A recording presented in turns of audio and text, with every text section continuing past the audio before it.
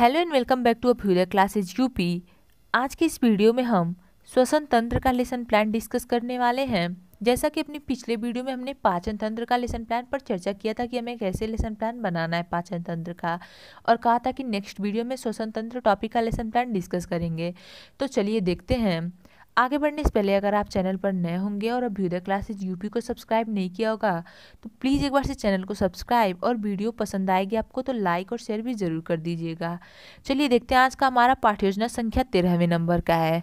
Already हमने बस 12 ही नहीं लेकिन बहुत सारी पाठ्य योजनाओं पर चर्चा किया हुआ है। बायोलॉजिकल साइंस हो या फिजिकल साइंस हो या अदर जो हमारे अन्य सब्जेक्ट हैं जैसे सिविक्स, हिस्ट्री, हर एक सब्जेक्ट का लेसन प्लान आपको चैनल पर मिल जाएगा। अगर आपको उसकी आवश्यकता होती है तो प्लीज़ एक बार से आप लिंक मैं दे दूंगी, वहाँ से भी जाकर चेक कर सकते हैं, और प्लेलिस्ट भी तैयार है, आप वहाँ से भी देख सकते हैं। ठीक है, चलिए देखते हैं आज का हमारा पाठ्य योजना प्रकरण श्वसन तंत्र, और अगले वीडियो में हम देखेंगे मानव कंकाल का लेसन प्लान।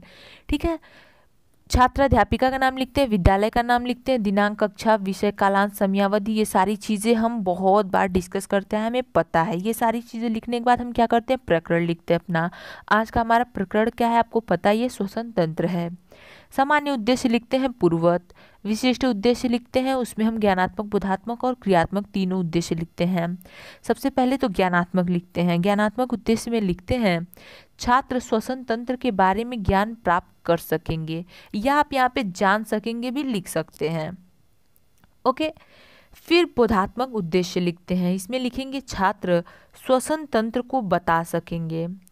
क्रियात्मक उद्देश्य इसमें लिखेंगे छात्र श्वसन तंत्र को क्रियाविधि के द्वारा समझ सकेंगे, और यहीं पे विशिष्ट उद्देश्य कंप्लीट हो जाता है हमारा। आगे बढ़ते हैं सहायक सामग्री पर।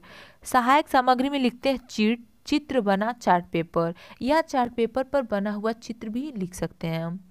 शिक्षण विधियां हेडिंग लिखेंगे। इसमें हमें पता है 3 हमारी विज्ञान विषय में हम तीनों शिक्षण विधियां लिखते हैं, प्रश्नोत्तर विधि, व्याख्यान विधि और प्रदर्शन विधि या प्रयोग प्रदर्शन विधि से लिखेंगे। शिक्षण विधियां लिखने के बाद पूर्व ज्ञान लिखेंगे कि छात्र श्वसन तंत्र के बारे में सामान्य जानकारी रखते हैं। इसके बाद प्रस्तावना का प्रश्न लिखते हैं। पूर्व ज्ञान के बाद हेडिंग लिखेंगे प्रस्तावना प्रश्न।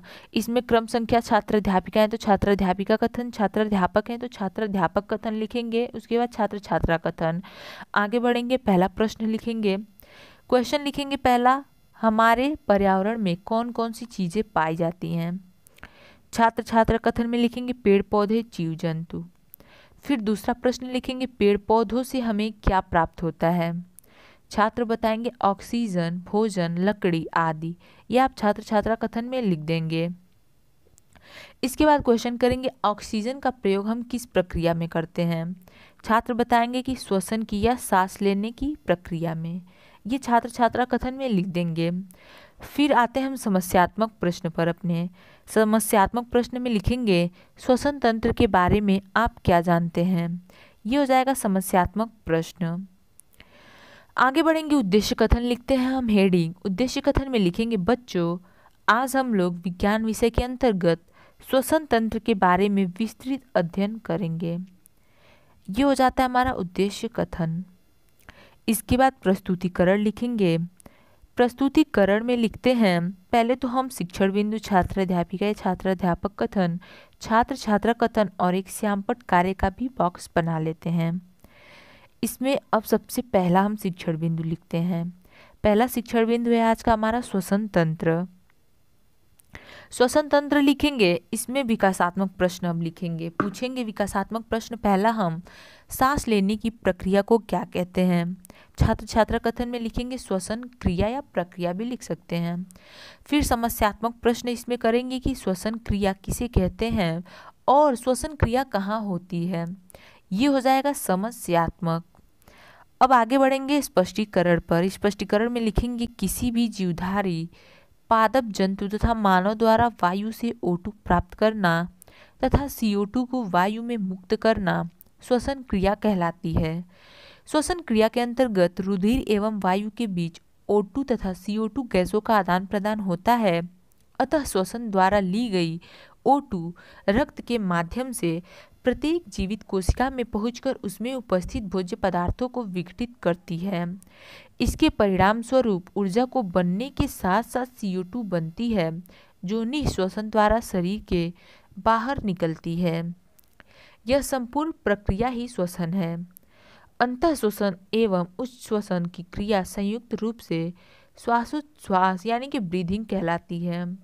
श्वसन की क्रिया में कई अंग भाग लेते हैं जिसे श्वसन तंत्र कहते हैं। ये हो गया हमारा पहला शिक्षण बिंदु का स्पष्टीकरण। आई नो बहुत लंबा है, लेकिन आप श्वसन तंत्र बता रहे हैं तो आपको ये सारी चीज़ें बतानी पड़ेंगी छात्रों को। आप बस इतना ही नहीं बता सकते हैं कि O2 लेते हैं हम, CO2 छोड़ते हैं। आप श्वसन तंत्र बता रहे हैं, श्वसन क्रिया बता रहे हैं, तो उसे समझाना पड़ेगा छात्रों को। तो इसीलिए हमारा ये स्पष्टीकरण जो है काफ़ी बड़ा हो जाता है साइंस में। ये हमें पता है कि बड़ा होता है हमारा स्पष्टीकरण साइंस में। यहाँ पे लिखेंगे छात्र ध्यानपूर्वक सुनेंगे और समझेंगे। और श्यामपट्ट कार्य में लिख देते हैं श्वसन क्रिया में भाग लेने वाले अंगों को श्वसन तंत्र कहते हैं। सभी जीवधारी O2 ग्रहण करते, ये सारी चीज़ें आप यहाँ पे श्यामपट्ट कार्य जो भी टीचिंग के दौरान करते हैं, ब्लैक बोर्ड पे लिखते हैं, लिखवाते हैं, वो सारी चीज़ें यहाँ पे लिख देंगे। ठीक है, अब आगे बढ़ते हैं हम अपने बोधात्मक प्रश्न पर। बोधात्मक प्रश्न करेंगे जिसमें पहला क्वेश्चन है हमारा, श्वसन क्रिया में किस गैस का आदान प्रदान होता है। आपने छात्रों को बताया हुआ है कि O2 और CO2 होता है, तो छात्र बताएंगे, आप लिख देंगे छात्र छात्रा कथन में। उसके बाद दूसरा प्रश्न करेंगे, अंतःश्वसन तथा उच्च श्वसन की क्रिया क्या कहलाती है। श्वासोच्छ्वास कहलाती है, यानी कि ब्रीदिंग। उसके बाद विकासात्मक प्रश्न करेंगे कि श्वसन क्रिया में भाग लेने वाले अंग क्या कहलाते हैं। श्वसन तंत्र। दूसरा, मानव का श्वसन तंत्र किन किन अंगों से मिलकर बना होता है। ये समस्यात्मक प्रश्न हो जाएगा और आप लिख देंगे अपना दूसरा शिक्षण बिंदु, मानव का श्वसन तंत्र। ये हमारा जो विकासात्मक प्रश्न है ये दूसरे शिक्षण बिंदु का है, मानव का श्वसन तंत्र का। इस चीज़ को आप ध्यान में रखेंगे। ये जो आप एक काम करेंगे, जो शिक्षण बिंदु है इसको विकासात्मक प्रश्न के ठीक यहाँ से लिखना प्रारंभ करेंगे। ज़्यादा स्टाइल यहाँ पे हो गया है, ये स्टाइल नहीं मारना है आपको, थोड़ा ऊपर करके विकासात्मक प्रश्न के ठीक सामने यहाँ से आप लिख देंगे मानव का श्वसन तंत्र। ओके, विकासात्मक प्रश्न हो गया। अब स्पष्टीकरण देंगे हम। स्पष्टीकरण लिखेंगे, इसमें लिखेंगे मानव के श्वसन तंत्र में निम्नलिखित अंग होते हैं। अब कौन कौन से होते हैं उसे देख लेते हैं। पहला नासाद्वार है, नासाद्वार को बताएंगे, फिर नासा गुहा को बताएंगे, ग्रसनी को बताएंगे, श्वास नली को, एक एक को बताएंगे लाइन से। तो सबसे पहले नासाद्वार को बताएंगे। इसमें लिखेंगे नाक के बाहरी छिद्र को नासाद्वार कहते हैं। ओके, नासा गुहा में लिखेंगे नाक की गुहा को नासा गुहा कहते हैं। नासा गुहा के द्वार पर छोटे छोटे महीन बाल एवं श्लेष्म ग्रंथियां होती हैं, जिसमें श्लेष्म नामक चिपचिपा पदार्थ स्रावित होता है। ये हो गया हमारा नासा गुहा। अब ग्रसनी को बताएंगे। ग्रसनी में लिखेंगे नासा गुहा पीछे की ओर एक नलीनुमा संरचना में खुलती है, जिसे ग्रसनी कहते हैं। चौथा है श्वास नली। श्वास नली में लिखेंगे ये नलिका जैसी संरचना होती है जो दो शाखाओं में बढ़ जाती है, जिन्हें श्वसनिया कहते हैं। फिर फेफड़े को बता देंगे कि फेफड़ा क्या होता है। यह शंकु आकार की रचना होती है। वक्ष गुहा में हृदय के दोनों ओर एक एक फेफड़ा होता है। श्वसनिया फेफड़ों के भीतर असंख्य वायु कुपिकाओं में खुलती हैं। कुपिकाओं में ही O2 तथा CO2 का आदान प्रदान होता है। ये हो गया हमारा श्वसन तंत्र। आप एक काम करेंगे, सबसे पहले तो ये श्यामपट्ट कार्य, इन सारी चीज़ों का स्क्रीनशॉट लीजिएगा, फिर हम आगे बढ़ेंगे। मानव में श्वसन तंत्र के अंग नासाद्वार, नासा गुहा, ग्रसनी, श्वास नली, फेफड़े, ये सारी चीज़ें आप श्यामपट्ट कार्य वाले बॉक्स में लिख लेंगे।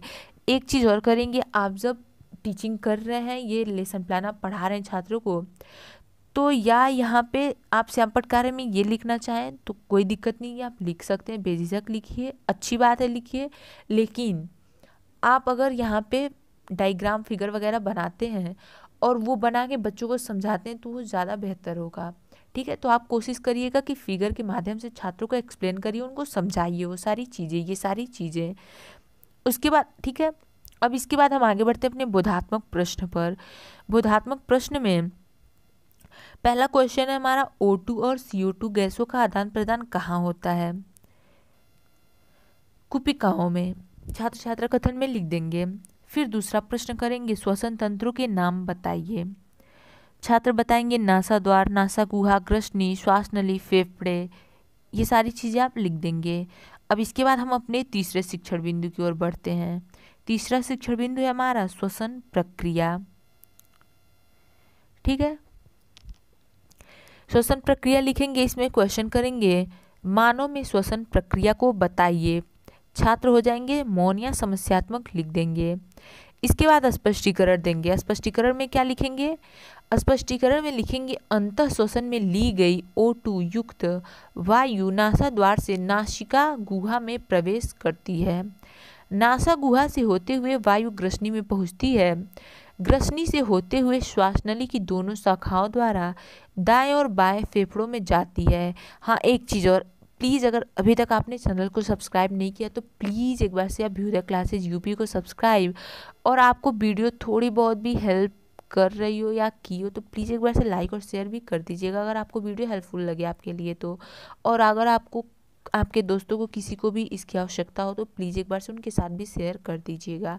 ठीक है, और कमेंट बॉक्स में किसी भी टॉपिक का लेसन प्लान चाहिए तो आप बेझिझक कमेंट बॉक्स में लिख सकते हैं। मैं पूरी कोशिश करती हूँ कि एक बार कमेंट बॉक्स चेक करूँ और आपको रिप्लाई कर सकूँ, आपको जो भी समस्याएं हैं उसका समाधान कर सकूँ, उसको दूर कर सकूँ। तो प्लीज़ एक बार से आपको किसी भी लेसन प्लान किसी भी टॉपिक की ज़रूरत है तो कमेंट बॉक्स में बता दीजिएगा, मैं आपको वो प्रोवाइड करवा दूँगी।